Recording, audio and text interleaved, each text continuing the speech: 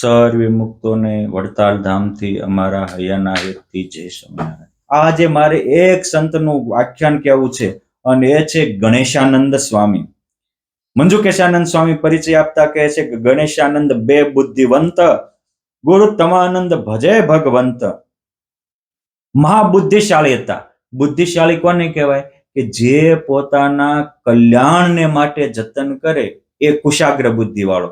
જે પોતાના આત્માનું કઠણાઈ કરે એ મુશાગ્ર બુદ્ધિ વાળો છે. આ ગણેશાનંદ સ્વામી એક બુદ્ધિવાન એટલે હતા કે એને છતાં તે પોતાના આત્માનું કલ્યાણ કરી લીધું. આ દુનિયામાં કરોડો માણસો જન્મે છે, મરે છે. જેમ સાંજે પંખીડાઓ ઝાડવે ભેગા થાય, સવારમાં વિખાઈ જાય, એમ આ તો કર્મ સંજોગે કુટુંબની જાળવું બંધાય છે અને સમય આવતા બધા એકબીજા પાછા વિખાઈ જાય છે. આ લોક તો એક મુસાફરી જેવો છે. આપણે ટ્રેનમાં બેઠા હોય, પરસ્પર વાતો કરતા હોય, પણ જ્યાં જેનું સ્ટેશન આવે ત્યાં ઉતરી જાય. એ જ રીતે જે વ્યક્તિનો જ્યારે સમય પૂરો થાય ત્યારે એ આ દેહ છોડીને ચાલ્યો જાય છે. પરંતુ આ ગણેશાનંદ સ્વામીના દિલમાં આ હતું કે મારે આ જન્મો છું તો હવે મરવા માટે નહીં, ભગવાનમાં ઠરવા માટે જન્મો છું. અને આ નાનપણથી એની લગ્ની હતી. આ ગણેશાનંદ સ્વામીનો જન્મ કેવી રીતે થયો એ સમજવા જેવું છે. એકવાર ભગવાન સ્વામિનારાયણ ધોલેરાથી ગઢપુર તરફ આવતા હતા અને રસ્તામાં રોજકાથી સારંગપુર તરફ આવતા ત્યારે રોજકા ગામના સીમમાં ભગવાનને બહુ તરસ લાગી હતી. આ ગણેશાનંદ સ્વામીનો જન્મ પણ રોજકા ગામમાં એક ગરીબ પરિવાર, ખેડૂત પરિવારને ત્યાં થયો હતો અને એ ખેતી કરતો હતો. એ વખતે ભગવાન ઘોડેથી ત્યાં નીચે ઉતરી ગયા અને સાથે સુરાખાચર વગેરે હતા. એમને કહ્યું કે મને અત્યારે જ પાણી પાવ, ખૂબ જ તરસ લાગી છે. એ વખતે આ રોજકા ગામની સીમમાં આ એક ગોવિંદ પટેલ ખેતરમાં હાંઠિયું ખોદતા હતા. સુરાખાચે જઈને કહ્યું કે ભગત, અમારા ભગવાનને તરસ બહુ લાગી છે, પાણી હોય તો આપશો? અરે બાપુ, હમણાં જ નવો કુંજો લાવ્યો છું અને કોક ભૂખ્યાને ભોજન આપીએ અને તરસ્યાને પાણી આપીએ એવા તો અમારા ભાગ્ય ક્યાંથી હોય, માટે અમે ચોક્કસ તમારા પ્રભુને પાણી પાશું. એમ કહીને એ પાણીનો જે પોતે કુંજો ઘડો લાવ્યા હતા એ લઈ અને મહારાજ પાસે આવતા. સુરાખાચર કે સાંભળ, એ તમારું નામ? था કે મારું નામ ગોવિંદ. ગોવિંદ સાંભળ, આજે કરોડો ભુવનના નાથ ભગવાન સ્વામિનારાયણ તમારું પાણી પીવા આવ્યા છે, માટે એ રાજી થઈને કંઈક માગવાનું કે તો આ લોકનું માગતા નહીં, પરલોકનું માગી લેજો. અને આટલી વાત કરતા પ્રભુ પાસે પહોંચ્યા. ભગવાન સ્વામિનારાયણને પ્રેમથી ગાળીને ગોવિંદ પટેલે પાણી પાયું અને ત્યારે ભગવાન બોલ્યા કે દરબારો સાંભળો, આજ અમને એટલી બધી તરસ લાગી હતી કે અમારો દેહ રહે એમ નહોતો, પરંતુ આમને મને પાણી પાયું માટે અમારો દેહ રહ્યો. માટે હવે અમે આ દેહથી જેટલા પુણ્ય કર્મ કરીએ, સત્કર્મ કરીએ, બધાનું ફળ આને મળો. અને આટલું પાણી પાયું માટે આજથી જેટલો સત્સંગ થાય છે બધાનું પુણ્ય હું આવું આમને આપું છું. જેવા ભગવાન સ્વામિનારાયણ આવું બોલ્યા એવું જ તે પુરુષોત્તમ નારાયણનું પુણ્ય મળતા આના હૃદયમાં રહેલી વાસના વિનાશ પામી ગઈ. બહુ મહત્વની બાબત છે. આપણે સાધના આરાધના કરીને જન્મારા જાય તો વજ્રસાર જેવી વાસના ન જાય, પણ ભગવાન કે સંત પોતાનું થોડુંક પુણ્ય આપે તો આપણું અંતર નિર્મળ થઈ જાય. અને જેવું અંતર નિર્મળ થયું એવું જ આત્મામાં પરમાત્માની મૂર્તિ રમવા લાગી. આ ભગવાન સ્વામિનારાયણની સર્વોપરિતા છે કે જેમના દર્શન થાય, જેમની થોડી જેવા થાય, જેમના થોડા અંતરના આશીર્વાદ મળી જાય ત્યાં તરત જીવનનો પલટો થઈ જાય.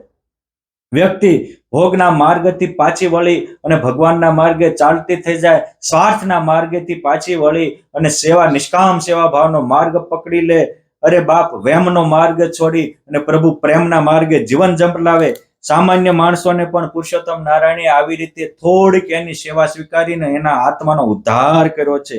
પછી તો ભગવાન સ્વામિનારાયણ તો સખાઓ સાથે ગઢપુર ગયા, પરંતુ ગોવિંદભાઈને અંતરમાં ભગવાનની મૂર્તિ રમવા લાગી, વાસના વિનાશ પામી. એટલે એમ થયું, ઓહો, જેની આટલી સેવાથી એટલો આનંદ મળ્યો હોય તો હું કાયમ એની સેવા કરું તો મને કેવો અલૌકિક આનંદ મળે. તો આ બુદ્ધિશાળીને આ વાત સમજાય. ઘણીવાર આપણા હૃદયમાં પણ આવી રીતે કોકની કૃપાથી અંતરમાં શાંતિ તો થઈ હોય, પણ આપણે એ શાંતિનો સદુપયોગ કરી શકતા નથી ને ફરીને એ કાયમ શાંતિ ટકી રહે ઉપાય પણ કરતા નથી. એટલે અહીંયા લખ્યું કે ગણેશાનંદ બહુ બુદ્ધિશાળીનું આ કામ છે કે એ એકવાર શાંતિ મળી હોય, એકવાર આનંદ મળ્યો, એ રસ્તો પછી કાયમ માટે કરી રાખે. એટલે નિવાસનિક થયેલા આ ગોવિંદ પટેલ ભગવાન સ્વામિનારાયણ પાસે ગઢપુરમાં આવ્યા અને ભગવાન સ્વામિનારાયણની કૃપાથી અને અલૌકિક સ્થિતિ થઈ હતી. આત્મામાં પરમાત્મા દેખાતા હતા. ભગવાન સ્વામિનારાયણની કૃપાથી જ એની વાસના વિનાશ પામી હતી. એટલે જ્યારે એ ગઢપુરમાં આવ્યા અને ભગવાન સ્વામિનારાયણે વિક્રમ સંવત 1874 એમને ભાગવતી દીક્ષા આપી, ત્યારે ગોવિંદ પ્રસાદાનંદ સ્વામી એવું સાર્થક નામ પાડ્યું. પરંતુ એની સાથે બીજા હતા, એમનું નામ ભગવાન સ્વામિનારાયણે ગણેશાનંદ સ્વામી પાડ્યું. આ ગણેશાનંદ સ્વામી બહુ સમર્થ સાધુ થયા હતા. ભગવાનની કૃપાથી એની આવી અલૌકિક સ્થિતિ થઈ હતી. એ બહુ ભણ્યા ન હતા, પરંતુ તેમને ભગવાનને પામવાની તમન્ના હતી, ભગવાનને પામવાનો ખપ હતો. એટલે જ એમના દ્વારા અનેક લોકોને સત્સંગ થયો હતો અને અખંડ એમના આત્મામાં પરમાત્માની મૂર્તિ રમતી હતી. ભગવાનની મૂર્તિમાં અખંડ સ્મૃતિ રહે એનું નામ સ્નેહ. આ ગણેશાનંદ સ્વામીની અખંડ ભગવાનની મૂર્તિમાં સ્નેહ વૃત્તિ રહેતી હતી. ભગવાન સિવાય બીજો ઘાટ થતો નહોતો. રહ્યું છે મારા હૃદયામાં રૂપ તમારું, રૂપ તમારું એક હૃદયામાં રાખ્યું, બીજું સર્વે કાઢી નાખ્યું બારું. રહ્યું છે મારા હૃદયામાં રૂપ તમારું. પુરુષોત્તમ નારાયણની મૂર્તિ એમના હૃદયમાં અખંડ રમતી હતી. અને એટલે તો આ ભગવાન સ્વામિનારાયણની કૃપાથી એમનામાં અલૌકિકતા પ્રગટી હતી. ગણેશાનંદ સ્વામીએ પણ આ સત્સંગની બહુ જ મોટી મોટી સેવાઓ કરેલી, પોતાના જીવનમાં ધન્યતા અનુભવી હતી. આપણે પણ જો આવી રીતે ભગવાનને સંતોને રાજી કરશું, આપણું થોડું પણ ભગવાન કે સંતો માટે વાપરશું, તો આપણું જીવન પણ ધન્ય થઈ જશે. આ ગણેશાનંદ સ્વામી જ્યારથી પુરુષોત્તમ નારાયણની સેવામાં જોડાણા, ત્યારથી એને ચડતો ને ચડતો રંગ રહ્યો હતો.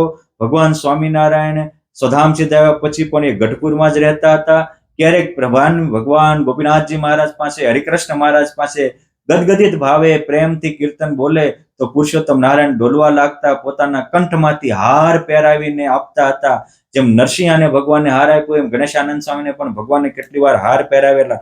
આવા ગણેશાનંદ સ્વામી વિક્રમ સંવત 1931 કારતક સુદ પૂનમ, એટલે કે 1931 કારતક સુદ પૂર્ણિમાના પવિત્ર દિવસે અનંત મુક્તો સાથે પુરુષોત્તમ નારાયણને તેડવા પધાર્યા. અને ત્યારે બોલ્યા કે જે રીતે ઘેઘોર આંબલીના વૃક્ષમાં અનેક પાંદડા હોય, એમ આજે પુરુષોત્તમ નારાયણની ફરતા કરોડો મુક્તો ઉભા છે.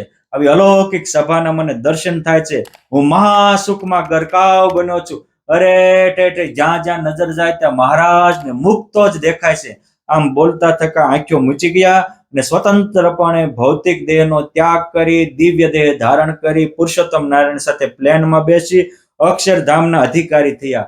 એક દિવસ હાંઠિયું ખોદનારો ખેડૂત, પણ થોડીક ભગવાનને સંતની સેવા થઈ ગઈ.